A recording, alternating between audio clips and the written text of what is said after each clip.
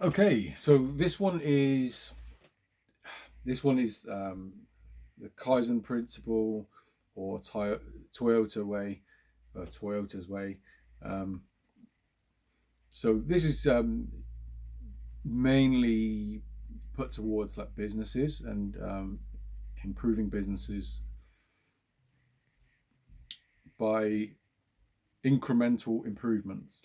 So um, basically, you breed a culture of valuing people's ideas, and you test what works, what makes things a little bit more efficient, maybe a lot more efficient, but even if it's just a small improvement, and then these things add up together, and you can track, maybe how much time has been saved, how much more productive it was.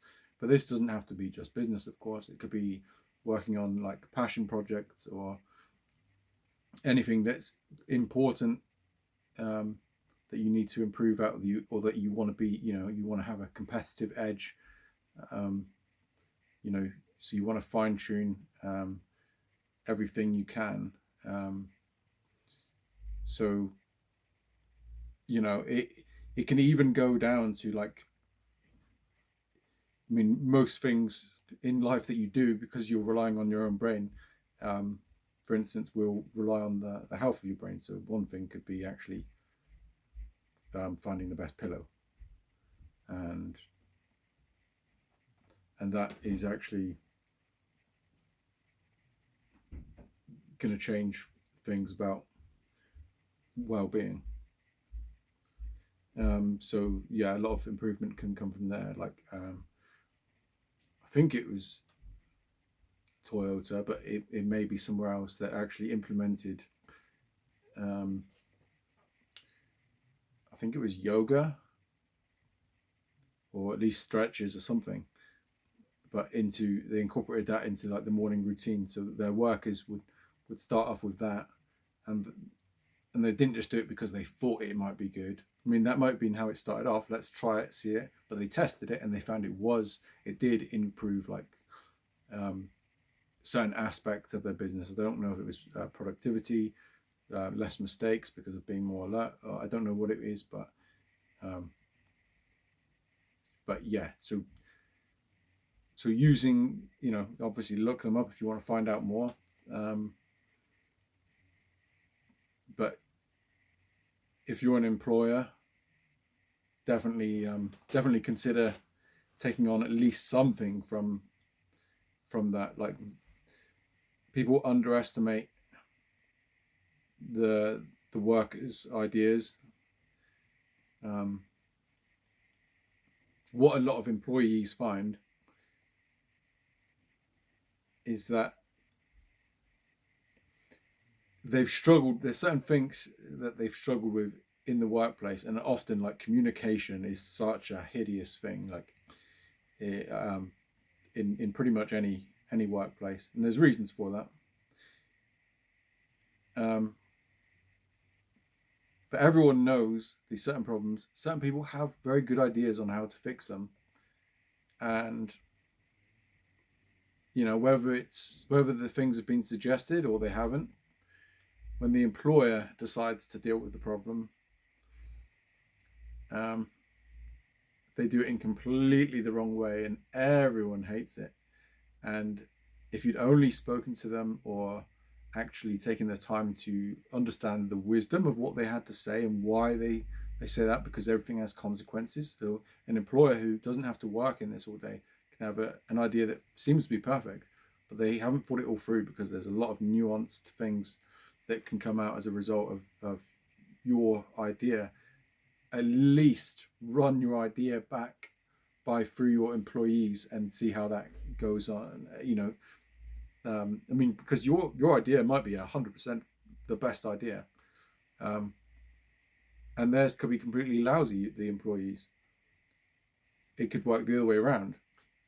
But if you don't actually hear what the things to look out for are, then you're going to end up in a worse environment. So not only will, like, the situation be worse, your staff morale will be lower because now they don't feel like they've been heard.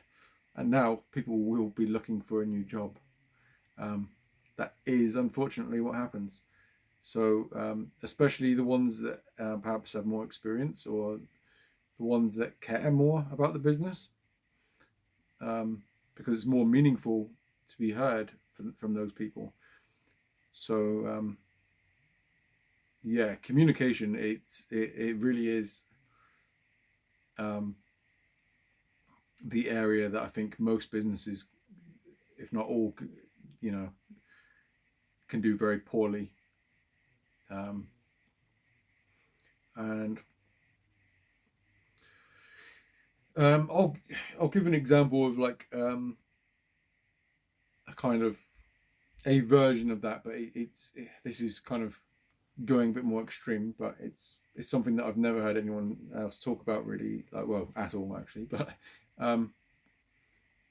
so a lot of businesses will have audits, and they give a date for when they're going to arrive to do the audit. And so what actually happens is everyone knows it's going to happen, so they'll make sure as many staff members are on that day, and they'll lower the amount of work that they have to do on the day that the auditors are around. So so basically what ends up happening is the auditors come around and they will see staff members doing nothing, maybe with crossed arms or something. It will seem like there's a lot of time on their hands, or that there's at least more they can do. And so, like, if you're an employee in this situation, all I can say is do not go along with that farce. If asked, you tell them what it's usually like. I find it very, very strange, because, like, for the company itself, they need to know what actually works and what doesn't.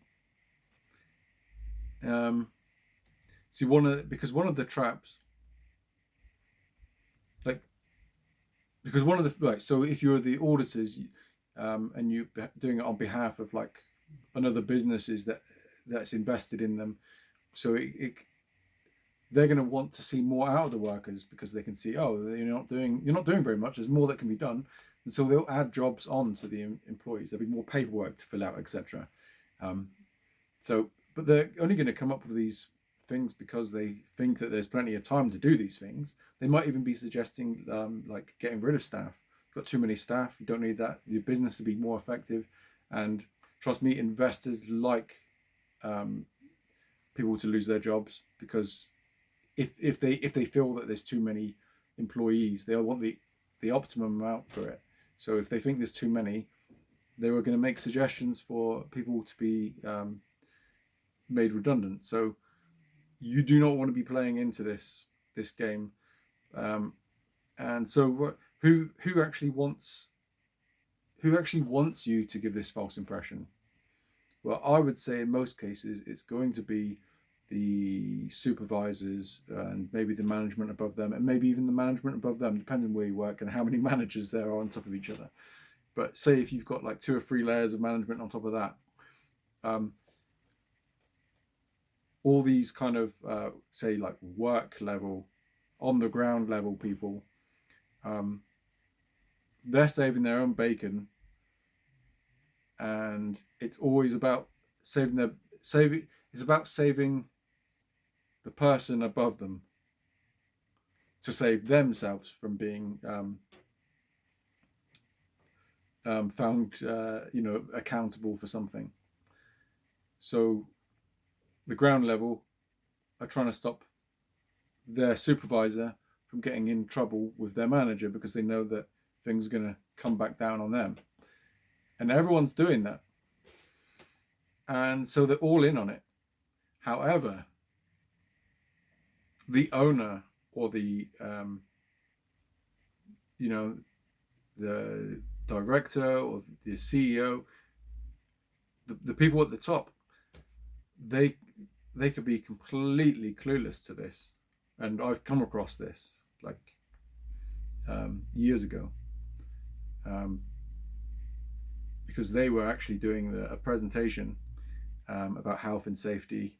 They were doing it themselves, and they actually thought that health and safety mattered, which, and they genuinely seem to, I'm pretty good at reading people and body language, and they genuinely seem to think it was important. They seem passionate about it.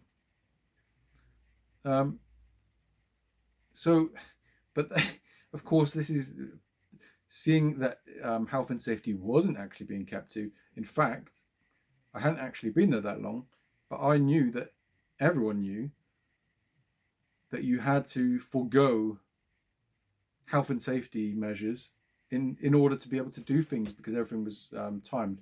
So to be able to get everything done, you could not, it was practically impossible.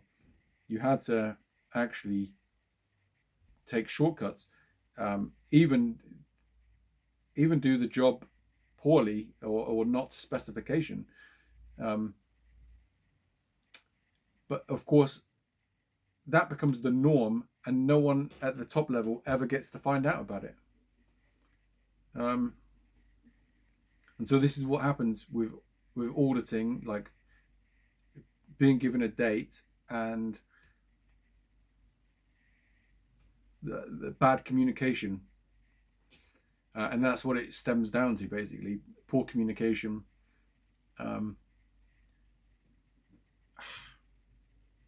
I don't know how exactly, like, the top would have a way of like understanding what's actually going on down on the bottom layers.